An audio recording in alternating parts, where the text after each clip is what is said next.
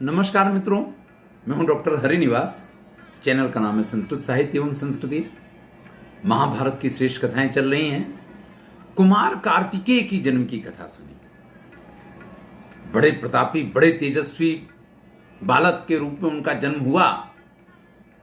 यहां कथा में आया कि किस प्रकार से वो अग्नि के पुत्र हैं, लेकिन अन्य कथाओं में पाया जाता है कि वो तो रुद्रपुत्र हैं, शिव के पुत्र हैं। कुमार संभव पूरी रचना इसके ऊपर लिखी गई है। किस प्रकार से देवता अत्यंत परेशान थे तारकासुर के अत्याचारों से, और इसलिए उन्होंने शिव की तपस्या भंग करके पार्वती के साथ शिव का विवाह करवाया था। लेकिन उस कथा में भी यही आता है। थोड़ा समझें इस चीज को तो कोई शंका मन में नहीं रह जाएगी।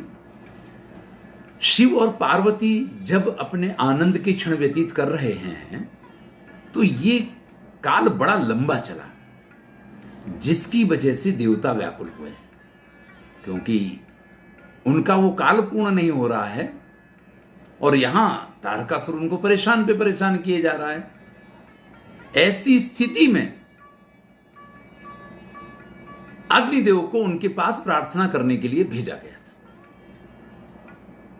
अब उल्लेख शास्त्रों में इस प्रकार का भी पाया जाता है कि उस समय शिव का जो रेतस स्खलित हुआ, अग्निदेव ने उसको धारण किया है। अग्निदेव ने उसको धारण किया है, लेकिन अग्निदेव भी उस रेतस को धारण न कर पाए और फिर उन्होंने जाकर के गंगा नदी में छोड़ दिया उसको। तो ये कथा इसी प्रकार से है कि शिव के तेज से, अग्नि के माध्यम से ही कुमार कार्तिकेय के जन्म की कथा वहां भी पाई जाती है। और वही प्रश्न किया था महाराज युधिष्ठिर ने कि किस प्रकार से गंगा और कृतिका के पुत्र ये बने, वही प्रश्न किया गया था। अब ये जो कथा सुनाई गई, इस कथा में अग्नि का भी किस प्रकार से योगदान है, उस पूरी कथा को सुनाया गया। लेकिन यहां शिव और पार्वती के पुत्र ये किस प्रकार से हैं, ये पूरी चीज रह नहीं गई, आगे आएगी। लेकिन पहला वीडियो है, उसमें जो चीजें जिस तरीके से आई, जहां तक जैसे वर्णन है, उसको आपके सम्मुख प्रस्तुत किया है। चलिए आगे की कथा सुनते हैं। स्कंदम श्रुत्वा तदा देवा वास्वम सहिता ब्रुवन। हमें स्कंद इतने पराक्रमी हैं, इतने तेजस्वी हैं, अभी 4 ही दिन हुए हैं, 5वां दिन है आज, और सभी देवता, प्रकृति के सारे तत्व, पर्वत, ये वो सभी एक तरीके से उनके पराक्रम से घबरा गए। सभी देवता भी उनके तेज से अभिभूत होते हैं और सभी एकत्रित होकर के इंद्र के पास जाते हैं और इंद्र से कहते हैं कि महाराज, अभी ये बच्चा है और तब अगर इसकी ये स्थिति है तो इसको इसी स्थिति में मार देना चाहिए। यदिवा ना निहंसेनम देवेंद्रोयम भविष्यति। अगर हम इसको नहीं मारेंगे तो आगे चल के ये स्वयं देवराज इंद्र बन जाएगा। देखिए ये जो स्थिति है ना, अपने पद का भय, ये लोगों से बड़े बड़े गलत कार्य करवाता है। देवराज इंद्र के संदर्भ में भी आप जितने चोरी के और जितने गलत कार्य देखेंगे, वो इस पद की लालसा के चक्कर में ही उनके द्वारा किए जाते हैं। देवराज इंद्र न बाल हंतुम उत्सहे शक्र। इंद्र ने कहा कि भाई ये तो संभव नहीं कि एक बालक को मार दिया जाए। देवता उनको उपालंब देते हैं। ते ब्रुवम नास्ति ते वीर्यम। अरे भाई, अब आप में शक्ति ही नहीं रह गई है। और ये कह करके इस कार्य को वो लोक माताओं को सौंपते हैं। लोक मातरम काम वीर्याघ्नंतुम चैव तथेत्युक्त्वा चताययो। ठीक है, तुम्हारा काम हो जाएगा, इतना कह करके जो लोक माताएं हैं वो कुमार कार्तिकेय के पास पहुंचती हैं।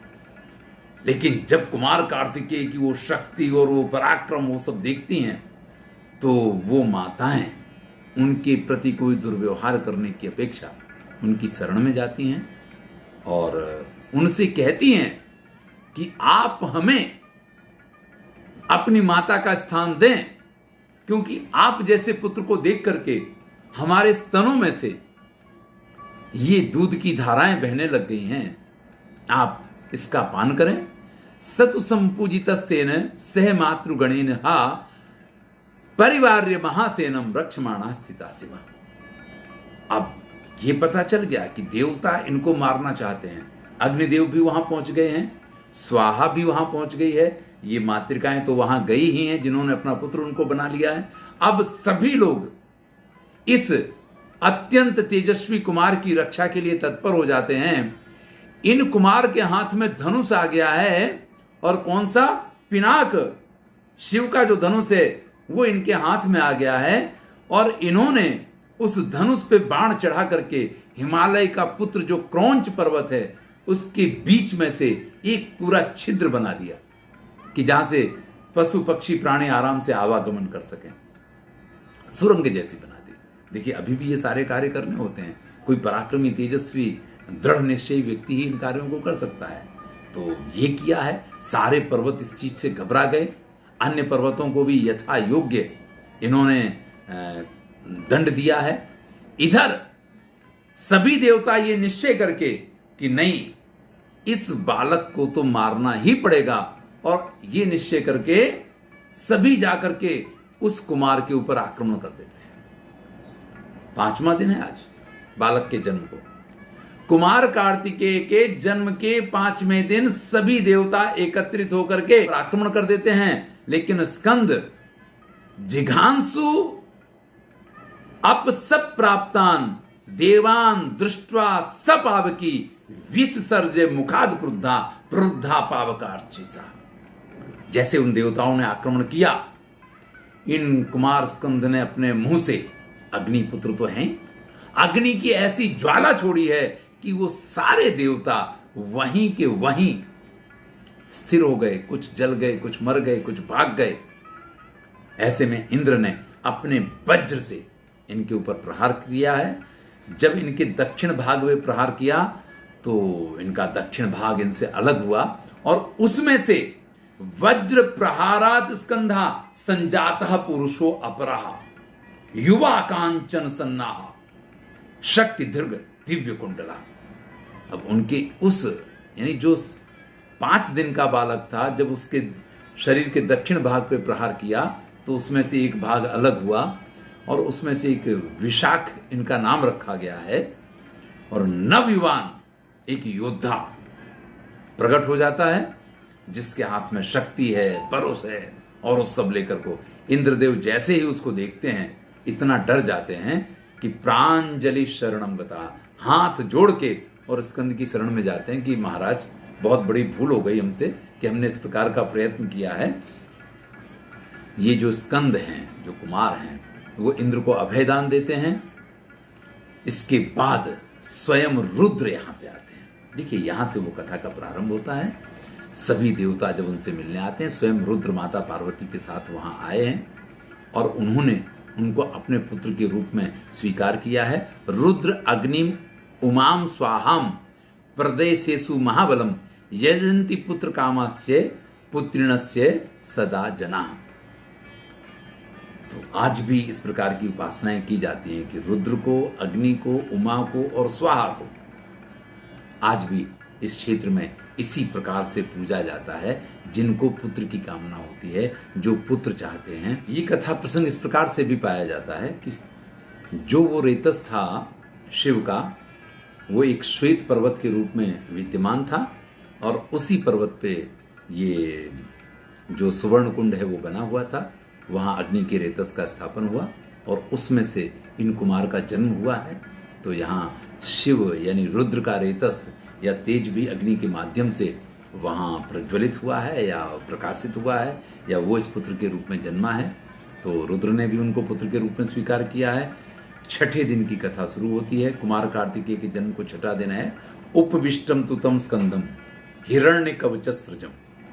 सोने का कवच उनके अंग के ऊपर है, और 6ठे दिन तो वो बैठे हुए हैं। इंद्र वहां जाकर के पहुंचते हैं। इंद्र उनको प्रणाम करते हैं। सभी ऋषि मुनि भी वहां एकत्रित हैं।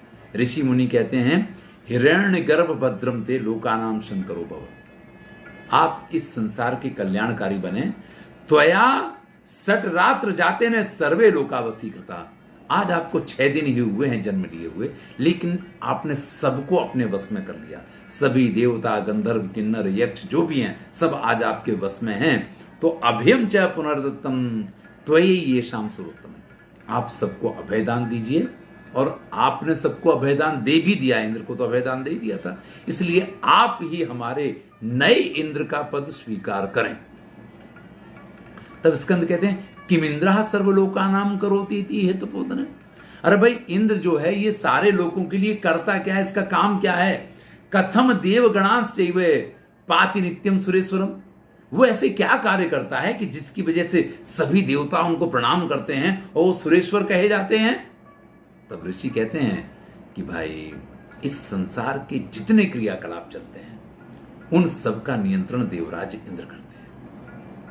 अगर सूर्य प्रकाशित ना हो तो वो सूर्य के रूप में प्रकाशित होते हैं, लेकिन किसी को इस चीज का एहसास नहीं होने देते हैं कि आज सूर्य प्रकाशित नहीं हुआ। चंद्रोदय ना हो तो वो चंद्र के रूप में प्रकाशित होते हैं, लेकिन कभी इस संसार का कोई काम वो रुकने नहीं देते हैं। वो इस संसार के सारे क्रियाकलाप नियमित रूप से और सुचारू रूप से चलें, इसके सारे प्रयत्न करते हैं। असूर्ये च भवत सूर्य तथा चंद्रे च चंद्रमा भवत अग्निश्च वायुश्च पृथिव्या पश्च कारणे। यानी इस पृथ्वी पे जब जिसकी जरूरत होती है, अगर अग्नि की जरूरत है तो अग्नि रूप भी धारण कर लेते हैं, वायु की जरूरत है तो वायु रूप भी धारण कर लेते हैं, और जल की जरूरत हो तो जल का रूप भी धारण कर लेते हैं। अर्थात इस संसार के किसी भी व्यक्ति को किसी भी प्रकार की परेशानी ना हो और सारा चक्र नियमित चलता रहे। भाई कल्पना कीजिए कि सूर्य भी अगर देव हैं तो कभी उनकी भी इच्छा हो सकती है कि आज एक दिन तो मैं छुट्टी ले लूं, एक दिन तो आराम कर लूं, तो उस दिन हमारा क्या हो। तो आप समझ लीजिए कि हमें कुछ भी एहसास नहीं होगा, क्योंकि इंद्रदेव उस दिन सूर्य के कार्यभार को संभालते हैं और वो प्रक्रियाएं उसी प्रकार से चलती रहती हैं। तद इंद्रेण कर्तव्यम इंद्रे ही विपुलम बलम। और ये सारे कार्य जो भी संसार के हैं वो इंद्र को करने होते हैं, इसीलिए इंद्र में अपार शक्ति होती है। लेकिन आप इंद्र से भी अधिक बलशाली हैं, आपने उनको भी पराजित कर दिया है, इसलिए अब आप हमारे इंद्र बन जाइए। इंद्र भी उनके पास जाकर के कहते हैं भवस्य इंद्रो महाबाहो सर्वे सामना सुखावहा।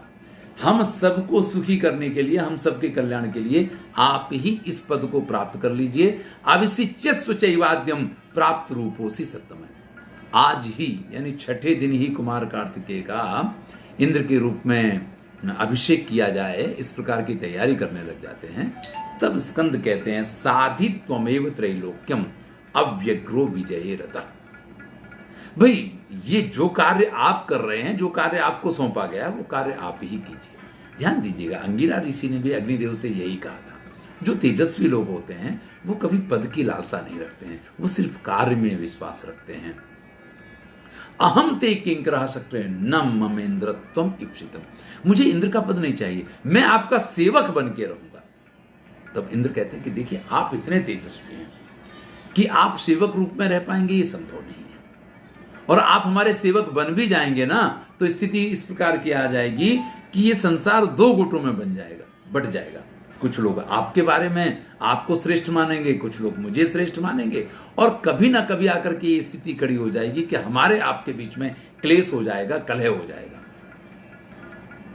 तो मैं नहीं चाहता हूं ये स्थिति आए, इसलिए आप ही इस इंद्र पद को शोभायमान करें। तब स्कंद कहते हैं त्वमेव राजा भद्रम त्रैलोकस्य ममैव च। आप ही इस त्रिलोकी के राजा हैं और मेरे भी राजा हैं। करोमि किम चाते शक्रम शासनम तद्ब्रवीहि में।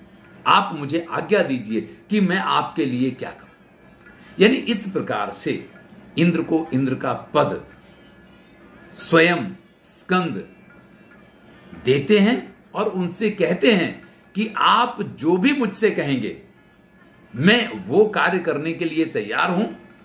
देखिए, ये जो श्रेष्ठता है ये स्कंद को और भी श्रेष्ठ बनाती है। यहां शिव जी वहां करके पहुंचे हैं।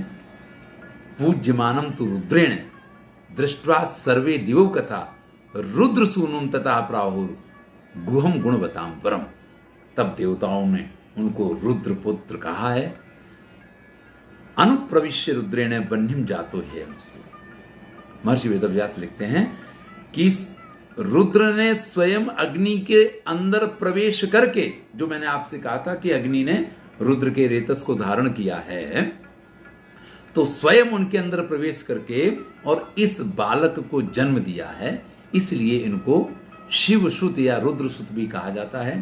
अग्निदेव ने इनको कुक्कुट, जो मुर्गा है, वो प्रदान किया है। वो इनको अत्यंत प्रिय है। इन्होंने अपने रथ के ध्वज के ऊपर उस केतु को स्थापित किया है, उस कुक्कुट को स्थापित किया है। विश्वकर्मा ने इनके लिए बहुत ही सुंदर एक माला का निर्माण किया है। विवेश कवचम चास्य शरीर, इनके शरीर में स्वयं एक कवच इस प्रकार से विद्यमान हो गया कि जब भी ये युद्ध शुरू करते हैं वो कवच बाहर आ जाता है, वो प्रकट हो जाता है और उसके बाद वो कवच जो है इनके अंदर समाहित हो जाता है। शक्ति, धर्म, बल, तेज, कांति, सत्य, उन्नति, ब्राह्मणत्व, असम्मोह, भक्तों की रक्षा करना, निकृंतनम, शत्रुणाम, लोकानाम चाभिरक्षणम, ये जितने महान गुण हैं उन सभी गुणों ने इनमें अपना स्थान प्राप्त किया है, यानी इनके अंदर विद्यमान हुए हैं। ऐसे में इंद्र को उस अपनी बहन देवसेना की याद आती है, जो मौसेरी बहन थी, जिसकी उन्होंने रक्षा की थी और जिसको उन्होंने वचन दिया था कि योग्य वर के साथ तुम्हारा विवाह करवाएंगे। अब इससे अधिक तेजस्वी और योग्य वर कौन हो सकता है। तब इंद्र देवसेना को स्कंद के पास ला करके कहते हैं, तस्मात् त्वमस्या विधिवत पाणिम मंत्रम पुरस्कृतम, आप इसके साथ विवाह कीजिए, क्योंकि ये ब्रह्मा का विधान है। स्वयंभू ब्रह्मा ने इस चीज का विधान किया है कि आप जैसा तेजस्वी ही इनका वर बनेगा। और इस प्रकार से जो स्कंद हैं, देवसेना उनकी पत्नी बनी है। स्वयं स्कंद ने यह कहा कि दानवा नाम विनाशाय, देवा नाम अर्थ सिद्धये, गो ब्राह्मण हितार्थाय, सेनापत्ये अभिषिच्य माम, कि आप दानवों के नाश के लिए, देवताओं की अर्थ सिद्धि के लिए, गो ब्राह्मणों के हित के लिए मुझे सेनापति का पद प्रदान कर दीजिए, आप इंद्र बन के रहिए। और इस प्रकार से वो देवताओं के सेनापति बने हैं और देव सेना जो है वो उनकी पत्नी बनी है। इस प्रकार से हमने कुमार कार्तिकेय के जन्म की ये पूरी कथा आपको सुनाई। मैं समझता हूँ ये कथा आपको अच्छी लगी होगी। धन्यवाद। मैं हूँ डॉक्टर हरिनिवास और चैनल का नाम है संस्कृत साहित्य एवं